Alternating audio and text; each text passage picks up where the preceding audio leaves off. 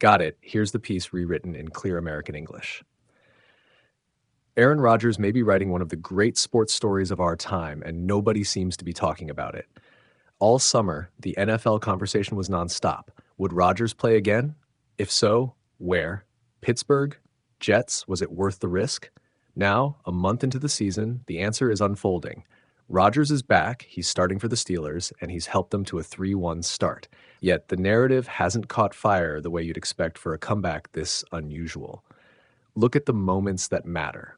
In Week 1, the Steelers trailed the Jets late. Rodgers threw two fourth-quarter touchdowns and led a comeback win. In Week 3, he broke a tie with a touchdown to Calvin Austin III with 2:16 left. Last week, he connected on an 80-yard touchdown to DK Metcalf that was pivotal in beating the Vikings 24-21. On top of that, traditional division rivals, the Bengals, Ravens, Browns, have been hit by injuries or inconsistency. Pittsburgh sits in a place to win its division, and Rodgers is the obvious reason why. That's remarkable for a player who will be 42 in December.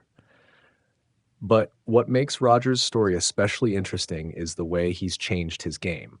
He isn't trying to be the Rodgers of old who ripped defenses apart with deep shots and pinpoint downfield accuracy every play. He's adapted. He throws short, manages games, minimizes mistakes, and shows up in the fourth quarter when the team needs him. Those traits are extremely valuable, even if they're less flashy. Numbers-wise, Rodgers looks fine. Roughly a 68.5% completion rate, about 786 passing yards, 8 touchdowns and 3 interceptions, with a passer rating north of 100. That's a lot better than what most 41 to 42-year-old quarterbacks produce. But area scouts and analytics shops still grade him harshly in some respects. Pro Football Focus places him near the bottom of its rankings among starting QBs this season. Why? Because his profile has changed. His average depth of target is minuscule, around 3.1 yards, meaning most of his passes are short. He's no longer the big play vertical threat he once was. Still, that shorter approach is not necessarily a weakness. It's a conscious, strategic adjustment that keeps the chains moving and reduces turnover risk. Rodgers is effectively repurposing his football IQ and experience into an offense that runs controlled, efficient drives. He's not trying to win every game with a miracle deep ball. He's using situational smarts to put the team in position to win. And in several games, that's worked. What makes this even more compelling is the historical context. Very few quarterbacks have started playoff games at age 42 or older, essentially just Tom Brady and once Drew Brees in the modern era. Beyond Brady, it's almost uncharted territory. For a QB to throw more than 100 passes in a season at that age and produce above average efficiency, that's rare. Rodgers is treading where very few have gone, and he's doing it effectively enough that Pittsburgh is competitive. There's also another layer. Rodgers' public image is complicated. He's a generational talent, 4-time MVP, a Super Bowl champion, one of the best pure passers ever, but he's also a polarizing figure.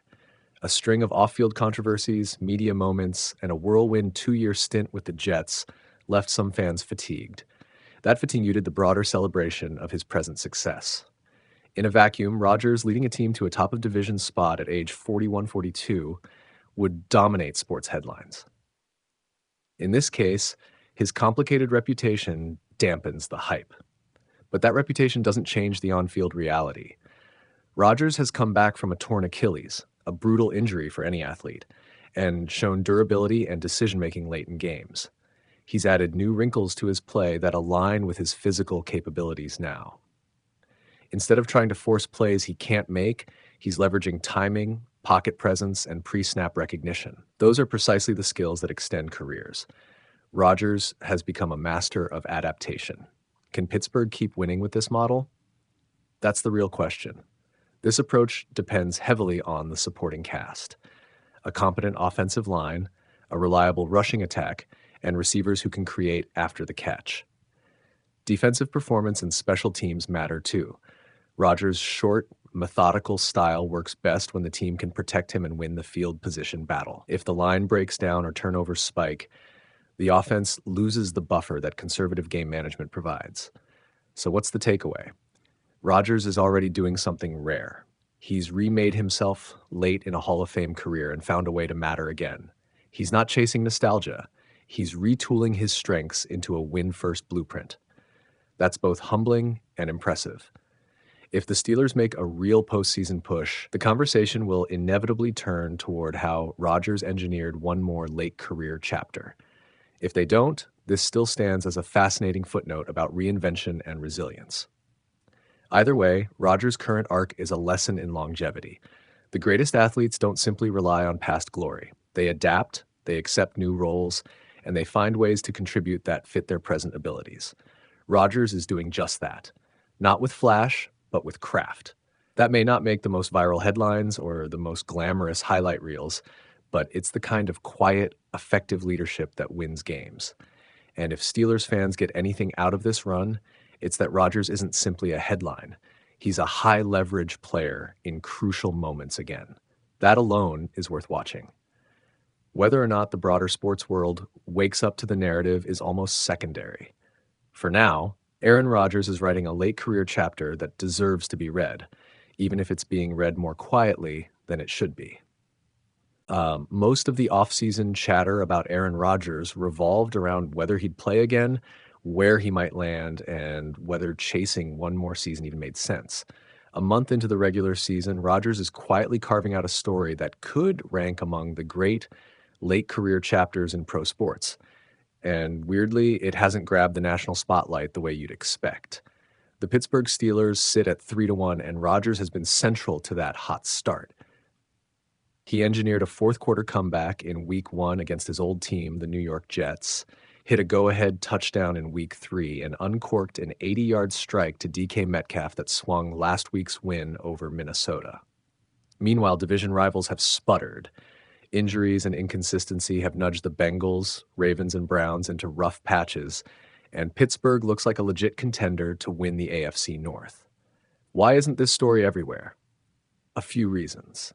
Rodgers is a complicated figure. Four-time MVP and one of the all-time greats, yes, but also a headline machine with off-field controversies, public griping about retirement, and a high-profile and polarizing media presence. That baggage dampens the celebratory narrative many outlets love. And Rodgers' game itself looks different now. It's less about jaw-dropping throws and more about precision, short area efficiency, and late-game poise. Statistically, Rodgers' surface numbers are fine. A high completion rate, a strong passer rating, and multiple clutch scores. But advanced metrics paint a stranger picture.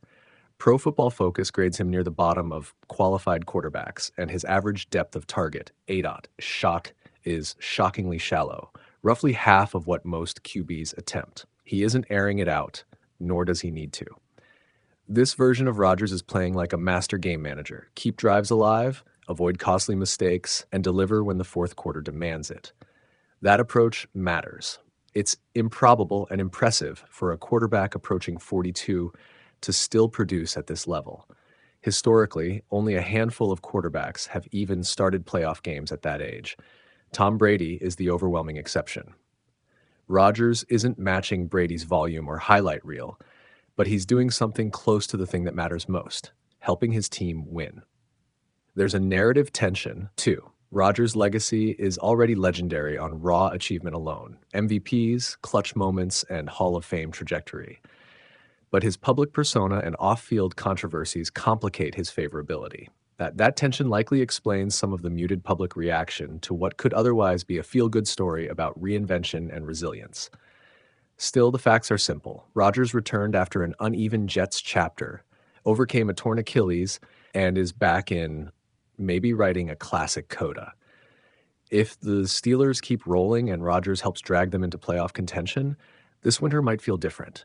For now, what we're seeing is a veteran who adapted his game, accepted new limitations,